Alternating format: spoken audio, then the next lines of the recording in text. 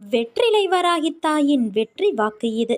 என் தங்கமே, நீ என்னிடம் நேற்று பிரார்த்தனை செய்யும் போதே உன்னால் முழுமனதாக பிரார்த்தனை செய்ய முடியாமல் கவலையோடும் குழப்பத்தோடும் இருந்தாய்.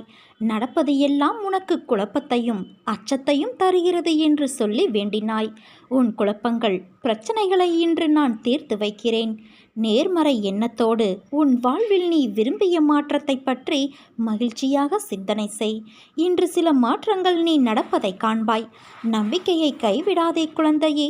உன் மனம் மகிழும் நிகழ்வுகளையெல்லாம் நான் நடக்கச் செய்வேன். வாழ்க்கையில் நினைத்தது கிடைப்பதற்கும் கிடைக்காமல் இருப்பதற்கும் அவரவர் கர்மாதான் காரணம். நிர்ணயிக்கப்பட்ட விஷயங்கள் என்பது நிஜமான உன் வாழ்வில் நடப்பவை. எல்லாவற்றிற்கும் ஏதோ ஒரு காரணம் இருக்கும். அவரவர் துன்பத்திற்கும் இன்பத்திற்கும் எல்லோருடைய மனம்தான் காரணம். என் குழந்தையே, இந்த வாழ்க்கை என்பது யாது என்று உன்னிடம் கேட்டால் நீ என்ன சொல்வாய்?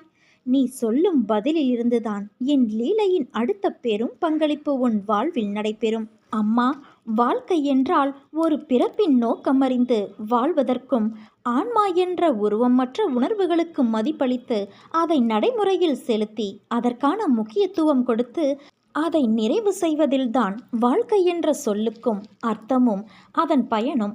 இந்த பதில் உன்னிடத்தில் வருகிறதா என்பதை முதலில் கேட்டுப்பார். இந்த வாழ்க்கை என்பது அன்பு, பாசம், விசுவாசம், நம்பிக்கை, பக்தி என்ற உணர்வுகளால் நிறைந்தவை. ஒருவருக்கு இதை நம்மால் வழங்க முடியவில்லை என்றால் உன் பிறப்பின் முக்கியத்துவம் அறிந்தும் கோபம், வெறுப்பு, பகைமை என்ற வேண்டாத உணர்வுகளால் உன் ஆன்மாவைப் போல மற்றொரு ஆன்மாவிற்கு தெரிந்தும் இந்த வழியை கொடுக்கிறாயே. அதனால் உன்னுள் இருக்கும் நல்லது அடியில் போய் தேங்கிக் கொள்கிறது. நான் மட்டுமா இதை செய்கின்றேன்? மற்றவரும் என்னிடத்தில் எதிர்மறை உணர்வுகளை காண்பிக்கின்றார்கள். மற்றவரும் என்றால் யார் அவர்கள் உனக்கு? உன் ஆன்மா இல்லை அவர்கள். முதலில் உன் ஆன்மாவிற்கான பங்களிப்பை கொடுத்து அதை மதிக்க கற்றுக்கொள். பிறகு மற்ற ஆன்மா என்ன செய்கிறார்கள் என்ற யோசனையை செய். மாற்றம் என்பது ஒருவரிடத்தில் ஆரம்பிக்கும் ஒரு புத்துணர்வான எழுச்சி.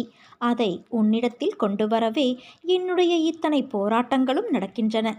மாறுதலுக்கான நடைமுறைகள் தொடங்கிவிட்டது என் குழந்தையே. நீயும் மனதளவில் உன்னை தயார் செய்து கொள்.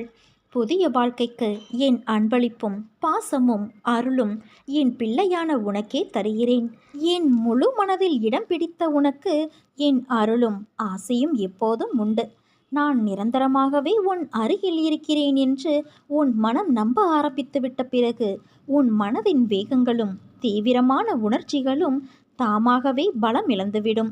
காலப்போக்கில் வேரோடு அறுக்கப்படும். மனம் வேகங்களிலிருந்து விடுபட்டுவிடும். என் தங்கமே, நீ எதற்கும் பயப்படாதே. நான் உன்னோடு இருக்கிறேன். எப்போது எங்கே என்னை நீ நினைத்தாலும் நான் உன்னோடு இருப்பேன். பயம் கொள்ளாதே குழந்தையே.